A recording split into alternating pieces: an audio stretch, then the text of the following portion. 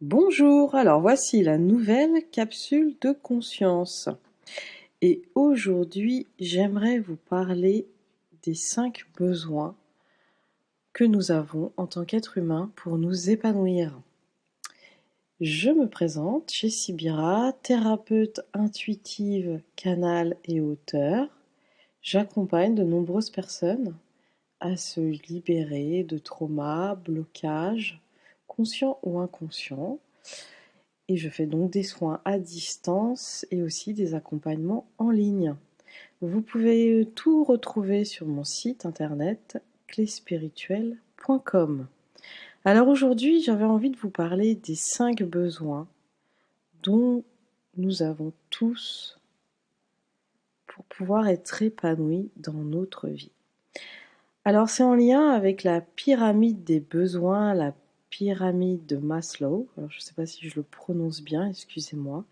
C'est un psychologue qui, dans les années 40, a découvert une pyramide de besoins. Donc on va voir ensemble cette pyramide parce que moi je trouve ça très très intéressant et on va découvrir comme en effet on en a besoin et on peut aussi l'appliquer je trouve pour nos enfants. Comment répondre aux besoins fondamentaux de nos enfants pour que ceux-ci soient épanouis et que plus tard ils puissent avoir une vie qu'on aimerait le plus pour eux, c'est-à-dire une vie joyeuse et épanouissante dans laquelle ils vont pouvoir vraiment œuvrer et être heureux. Le premier besoin ce sont des besoins physiologiques qui vont être bien tout en lien avec la survie, c'est-à-dire la nourriture, boire, dormir, pouvoir se loger, pouvoir se vêtir, pouvoir respirer, pouvoir avoir accès aussi aux médicaments, à la santé. D'accord? C'est vraiment en lien avec la survie. C'est notre premier besoin. Être en bonne santé, pouvoir manger, s'alimenter, boire, se vêtir, se chauffer, dormir, etc., etc. On est tous d'accord. C'est notre premier besoin et sans, on ne peut pas s'épanouir. Le deuxième besoin qui est important et qu'on ne pense pas toujours, c'est le besoin de sécurité. Et oui, on a besoin de se sentir en sécurité, sinon on ne peut pas non plus s'épanouir. La sécurité, c'est bien sûr le lieu, l'environnement, être en sécurité dans ma famille, être en sécurité dans mon couple, être en sécurité au travail. On oublie aussi, mais on peut se sentir en insécurité au travail. Être en sécurité dans ma ville, dans mon pays. Parce que sinon, on est bien d'accord que si nous nous sentons en insécurité, nous allons être dans la peur, dans l'anxiété, dans le stress. Donc pour s'épanouir, nous avons besoin de cette sécurité. La sécurité, c'est aussi une sécurité financière. Avoir mes comptes en banque au vert. On a besoin de se dire, j'ai les moyens financiers de pouvoir payer mes factures, de pouvoir payer mon loyer, etc.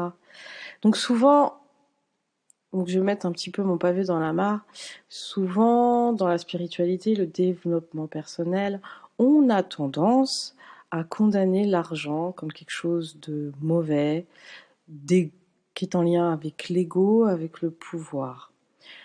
Moi, je n'ai pas cette vision de l'argent. Alors, avant, oui aussi, mais aujourd'hui, j'ai une autre vision. J'ai beaucoup travaillé sur mon rapport avec l'argent. Et en fait, l'argent dans notre société est avant tout une énergie d'échange.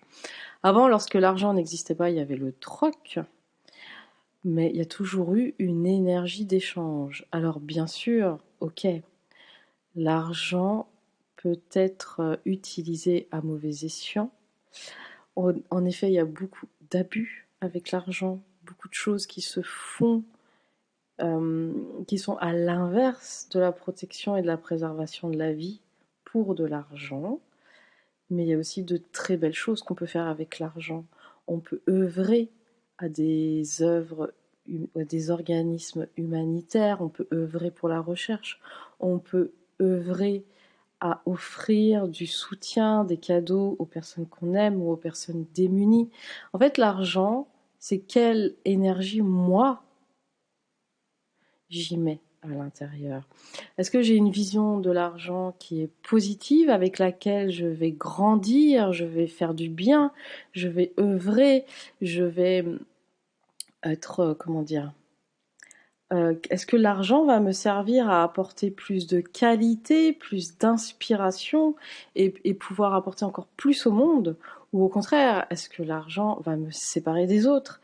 Est-ce que il va me rendre avare de vouloir toujours plus? Est-ce qu'au contraire, ça va être une source de peur, de soucis, de maltraitance? Parce que quand je manque d'argent, ben je vis dans la peur, je vis dans l'angoisse, et je peux vivre des moments d'insomnie parce que j'ai l'impression que je pourrais pas payer, ou si j'ai des dettes, je peux vraiment vivre un cauchemar. Donc voilà, qu'est-ce que je mets dans l'argent? Posez-vous la question. Et l'argent est un besoin. Qu'on le veuille ou non, l'argent dans notre vie d'aujourd'hui est un besoin. Alors, bien sûr, je dis pas que être riche est un besoin, là c'est un désir, mais avoir de l'argent pour pouvoir répondre à nos besoins, on est d'accord que sans argent, on ne peut ni se vêtir, ni s'alimenter, ni se loger, etc., etc. Voilà. On continue. Le troisième besoin, qui est aussi important, est un besoin d'appartenance et d'amour.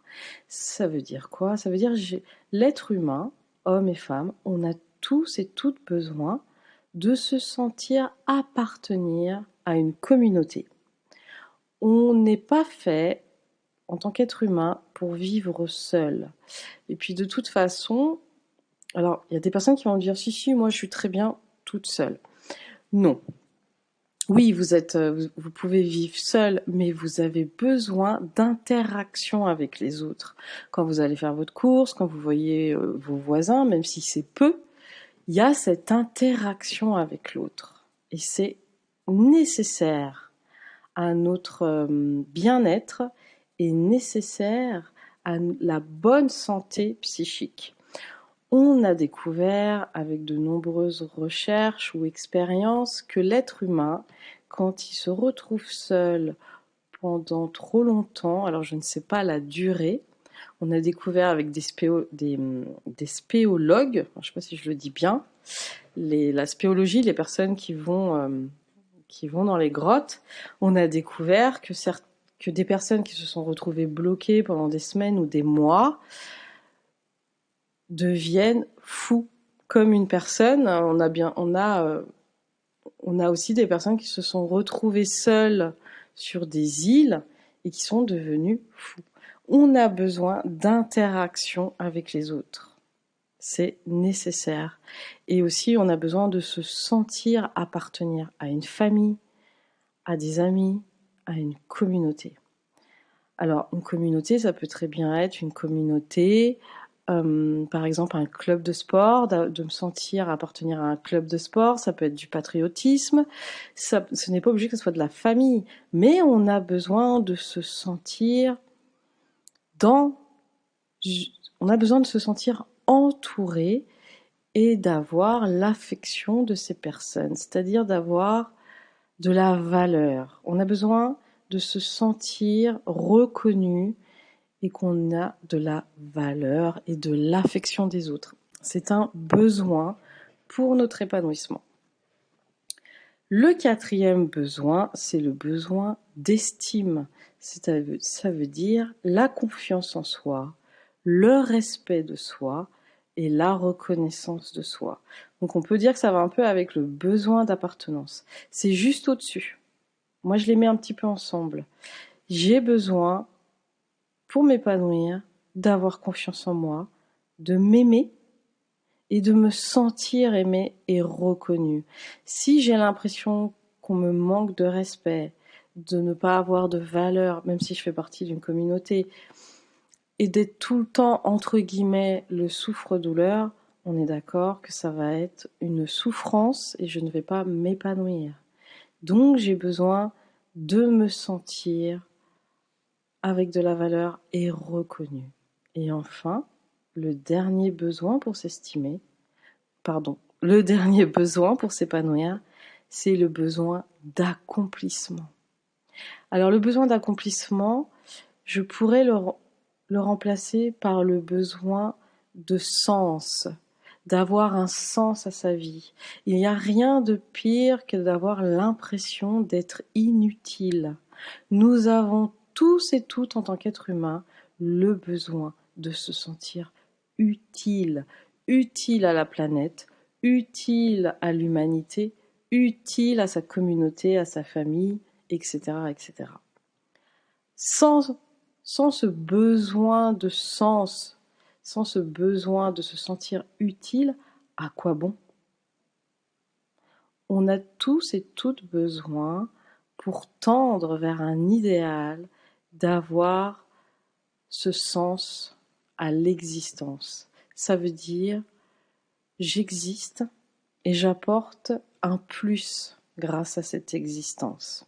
Donc l'accomplissement de soi, c'est s'accomplir à travers un métier, à travers une œuvre, à travers une communauté. Mais pour s'accomplir, on a besoin de sens. Voilà. Alors comme vous pouvez voir, cette pyramide, donc tout en bas, on a les besoins physiologiques de survie. Au-dessus, le besoin de sécurité. Au-dessus, le besoin d'appartenance et d'amour. Au-dessus, le besoin d'estime. Et en dernier, le besoin d'accomplissement. On voit que le plus important, qui est la base, est le besoin physiologique. Et au fur et à mesure, on augmente. Ça veut dire quoi?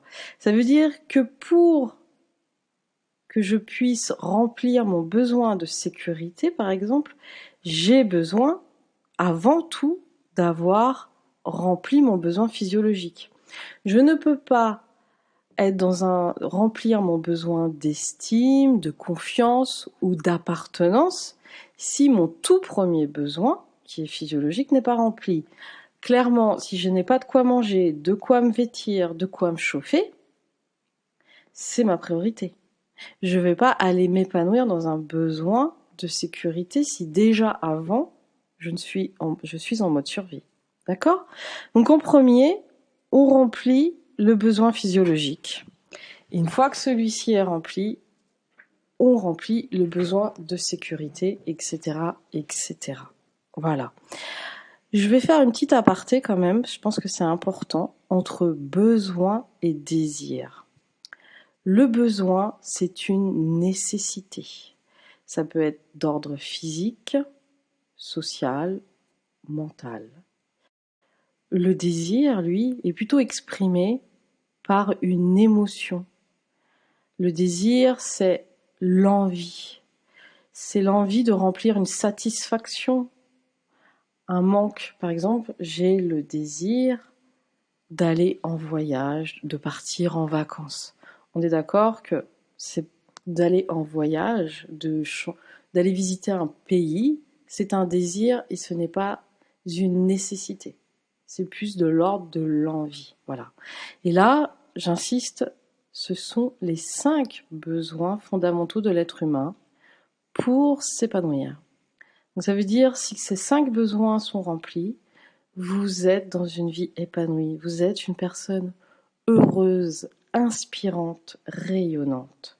Si un des besoins n'est pas rempli, imaginons que le besoin d'appartenance et d'amour, qui est au 3e niveau, n'est pas rempli. Vous allez vous retrouver bloqué.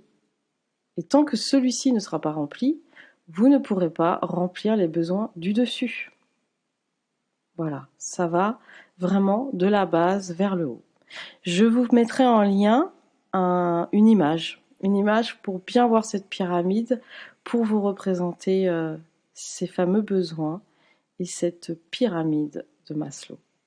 Voilà, c'était une petite capsule qui j'espère va vous plaire et qui est un peu plus théorique, mais qui est pour moi très importante. Ça m'a beaucoup aidé à comprendre le besoin des gens autour de moi, de mes enfants et mes propres besoins.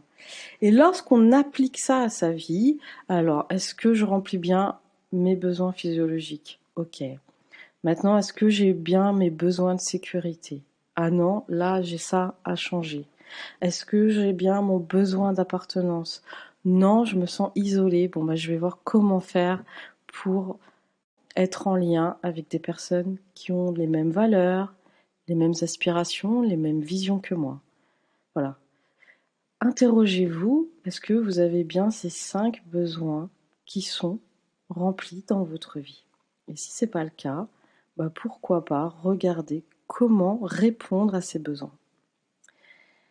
Bah, si vous aimez, n'hésitez pas à partager, à me faire des commentaires ou à liker.